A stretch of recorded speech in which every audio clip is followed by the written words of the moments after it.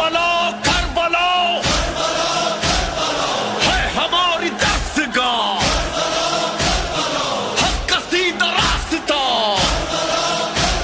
عبادتوں کا رابطہ، ہر ایک حر کی رہنما، حسینیت کا مدرسہ،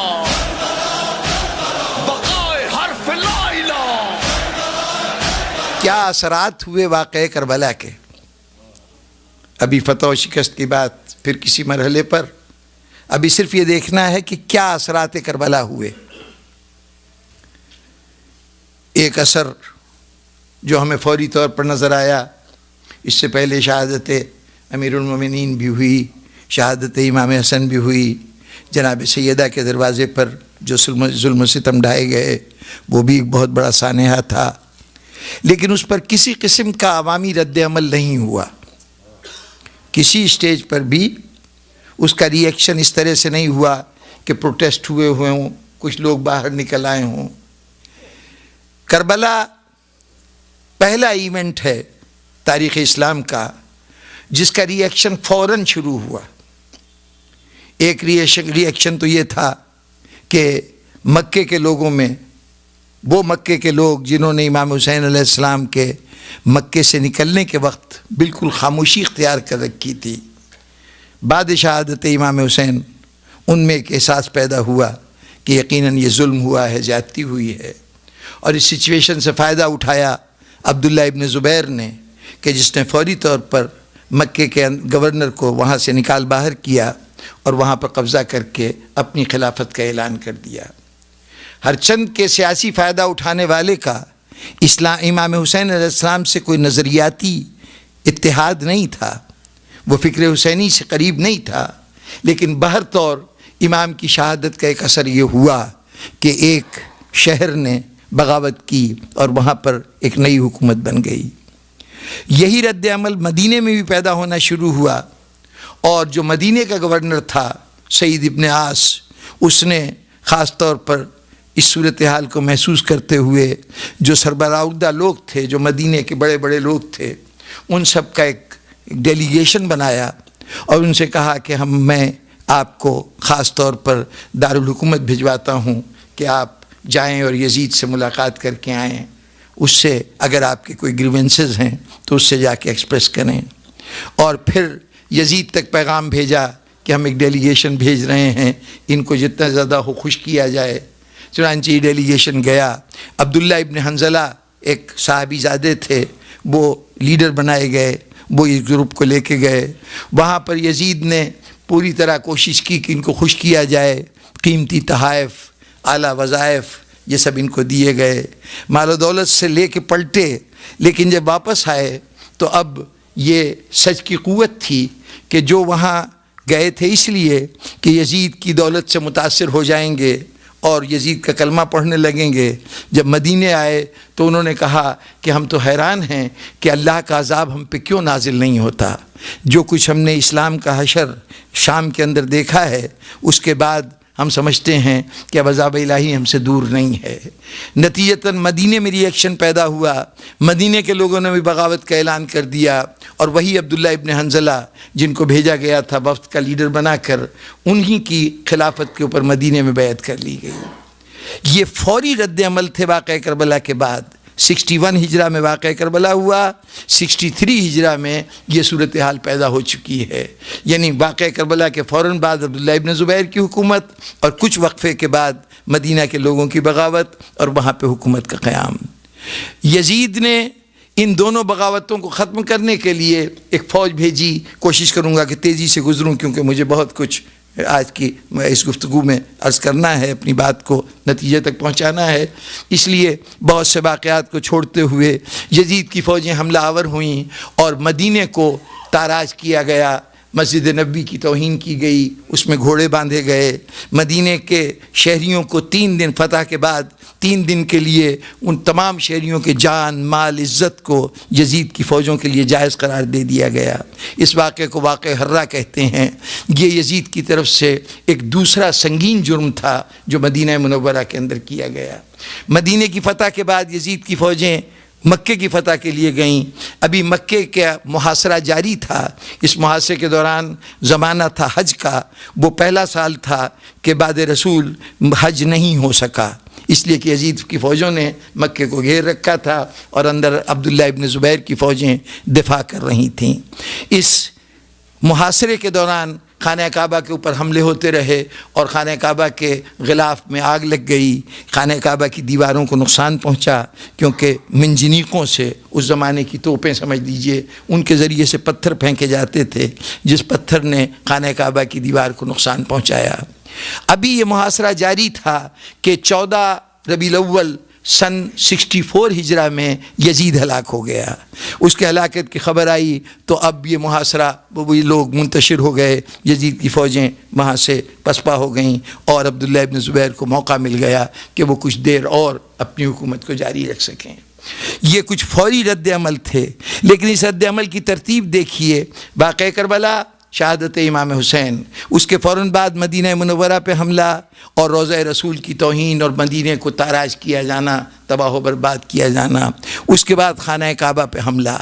اگر عقائد کی نسبت ان چیزوں سے دیں تو پہلی منزل ہے امامت سے ٹکرانے کی، دوسری منزل ہے نبوت سے ٹکرانے کی، تیسری منزل ہے توحید سے ٹکرانے کی. اور اس ترتیب نے بتایا کہ امامت کا مقام کیا ہے. امامت وہ قلعہ ہے کہ جب تک موجود ہے نبوت بھی سلامت ہے، توحید بھی سلامت ہے.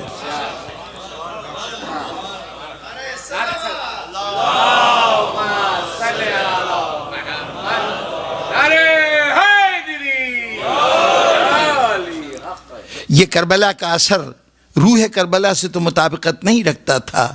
یہ ایک طرح کی ایکسپلائٹیشن تھی امام حسین علیہ السلام کے اس واقعے کی، اس سے فائدہ اٹھانا تھا.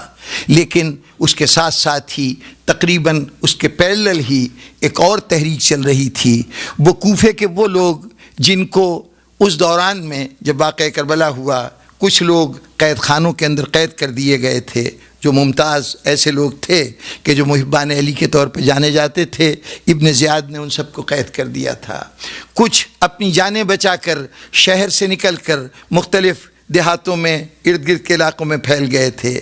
واقعہ کربلا اتنا اچانک ہوا ہے، میں پہلے بھی وضاحت کر چکا ہوں کہ بظاہر عام لوگوں کی نگاہ میں نہ تو کربلا کوئی نون جگہ تھی اور نہ امام حسین علیہ السلام کے پلان میں بظاہر کربلا شامل تھا. عام لوگوں کے نزدیک تو امام حسین علیہ السلام جب مکے سے نکلے ہیں تو وہ شہر کوفہ کی طرف آ رہے تھے. امام راستہ بدل کر ایک اجنبی راستے پہ جا رہے ہیں اور ہوتے ہوتے کربلا تک پہنچ جاتے ہیں. تو بہتوں کو پتہ ہی نہیں چل سکا کہ واقعہ کربلا ہو گیا ہے یا اور یہ کس جگہ ہوا ہے. یعنی امام حسین کی شہادت کا اس وقت فوراً نہیں علم ہوا. بعد میں جب قیدی آئے ہیں تو پھر ان تک آگاہی اور خبر ہوئی ہے. وہ تمام لوگ جو دل میں جذبہ رکھتے تھے امام حسین السلام کی نصرت کا اور اس وقت شریک نہیں ہو سکے تھے، اب انہوں نے یہ سوچا کہ یہ بہت ہم سے زیادتی ہوئی ہے کہ امام علیہ السلام کو دعوت ہم نے دی، چاہے حالات نے ہمیں اجازت نہیں دی، لیکن ان کا ضمیر ان سے کہہ رہا تھا کہ تمہیں اس موقع کے اوپر بہر صورت امام کی مدد کرنی چاہیے تھی. نتیجتاً سلیمان ابن سرد خزائی کی سربراہی میں تقریباً 4000 افراد جمع ہوئے. یہ وہ کوفہ ہے جس میں بار بار شیعت کو ختم کیا گیا ہے.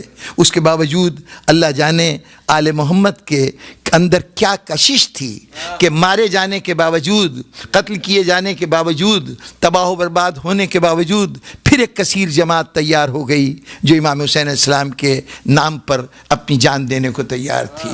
یہ ان مخلص مومنین کی جماعت تھی جن کو کوئی ملک درکار نہیں تھا، کوئی اقتدار درکار نہیں تھا. ان کا صرف بظاہر یہ بات آج کے مادہ پرست معاشرے میں پسند کی نظر سے نہیں دیکھی جائے گی کہ آخر یہ کیا بات ہے کہ محض جان دینے کے لیے گھر سے نکلے ہیں، کوئی مقصد سامنے نہیں، کسی چیز کا حصول سامنے نہیں ہے، ہم تو فائدے نقصان میں دیکھتے ہیں. لیکن ان 4000 افراد نے عین الورد کے مقام پر ابن زیاد کی کثیر فوج کا مقابلہ کیا اور اس مقابلے کے نتیجے میں ان میں بمشکل 300 آدمی بچے.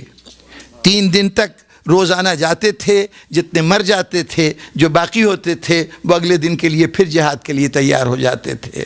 خود سلیمان ابن سرد خزائی اس جنگ کے اندر شہید ہو گئے، ان کے سارے ساتھی ممتاز مارے گئے۔ سلیمان ابن سرد خزائی وہ شخص ہیں کہ جنہوں نے امام حسین علیہ السلام کو کوفے آنے کا جو پہلا خط لکھا گیا ہے اس پہ 7 آدمیوں نے دستخط کیے تھے، اس میں سے کچھ خوش نصیب تھے جو کربلا میں پہنچنے میں کامیاب ہو گئے۔ حبیب بن مظاہر تھے، جناب مسلم ابن اوسجہ تھے جو کربلا میں پہنچے ہیں، عابس ابن شبیب شاکری تھے وہ بھی کربلا میں پہنچے ہیں۔ جو باقی رہ گئے تھے، یہ کانفرنس، یہ جلسہ جہاں یہ خط لکھا گیا، یہ سلیمان ابن سرد خزائی کا گھر تھا۔ چنانچہ سلیمان ابن سرد خزائی نے اپنے اس دعوت نامے کا قرض عین الورد کے مقام پر دیا اور جام شہادت نوش کیا۔ ان کے ایک ساتھی رفاع ابن شداد وہ باقی ماندہ فوج کو لے کر جو مشکل سے 300 افراد پہ مشتمل تھی، ان کو لے کر کوفہ آئے تھے۔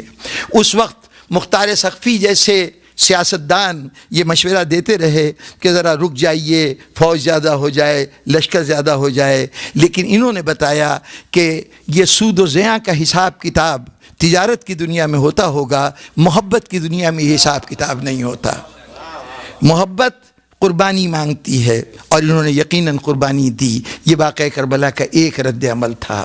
اور پھر اس کے بعد مختار سقفی کا اٹھنا، پورے شہر کوفہ پہ قبضہ کرنا، اور اس کے نتیجے میں 2 سپر پاورز کی موجودگی میں، ایک طرف عبد الملک ابن مروان ہے بنو امیہ کا حکمران، دوسری طرف عبداللہ ابن زبیر ہے جو مکے کے اندر حکمران ہے۔ یہ صرف ایک شہر کے اندر قبضہ کیا ہے مختار سقفی نے، اور 1.5 سال کا کل عرصہ ملا ہے مختار سقفی کو۔ اس 1.5 سال کے اندر انہوں نے قاتلان حسین کو اس شہر میں جس کی اکثریت قتل حسین میں حصے دار ہے، جہاں قاتلان حسین کا اقتدار ہے، وہاں پر مختار سقفی نے 1.5 سال کے عرصے میں چن کر جتنے بھی نمایاں قاتلان حسین تھے ان سب سے انتقام لیا، ان کو تہہ تیغ کیا۔ یہ بھی واقعے کا ایک رد عمل تھا۔ اور پھر کربلا ہی کے واقعے کا رد عمل تھا کہ جناب زید، حضرت امام زین العابدین علیہ السلام کے ایک صاحبزادے، انہوں نے باقاعدہ کوفے کے اندر خروج کیا اور وہ وہاں پہ شہید ہو گئے۔ پھر جناب زید کے صاحبزادے حضرت یحییٰ کا تصادم ہوتا رہا بنو امیہ کی حکومت کے ساتھ، اور وہ نیشاپور کے پاس، مشہد مقدس کے پاس ایک مقام ہے میامی، وہاں کے وہ شہید ہوئے، اور آج بھی ان کا مقبرہ وہاں پہ موجود ہے۔ یہ میامی آپ کے ہاں کا میامی نہیں، ایران میں ایک قصبے کا ایک جگہ کا نام ہے، پہاڑی مقام ہے، وہاں پر جناب زید شہید کے بیٹے یحییٰ ابن زید کا مزار ہے۔ پھر ایک اور تحریک اٹھی، جناب حسن مصنع، امام حسن علیہ السلام کے صاحبزادے، ان کے بیٹے تھے عبداللہ المحض۔ عبداللہ المحض کے 2 بیٹے تھے، محمد اور ابراہیم۔ محمد کا لقب نفس زکیہ تھا۔ ان کی ایک تحریک شروع ہوئی 121 ہجری میں، 121 ہجرہ میں جناب زید شہید کی شہادت ہوئی ہے، اور اس کے بعد 129 ہجرہ میں جناب حسن مصنع کی اولاد میں سے نفس زکیہ کی تحریک شروع ہوئی، اور پھر انہوں نے بھی قربانیوں کا ایک سلسلہ ان کے ہاں بھی جاری رہا۔ جناب نفس زکیہ بھی شہید ہوئے، ان کے ساتھ ان کے بھائی ابراہیم بھی مارے گئے، پھر اس کے بعد ان کی اولادیں بھی ماری گئیں، اور یہ اولادیں سرزمین عراق سے لے کر، سرزمین عرب سے لے کر ایران کی سرزمین تک، افغانستان کی زمین تک یہ لوگ مارے جاتے رہے، اور جگہ جگہ ان کے مزار بنائے جاتے رہے۔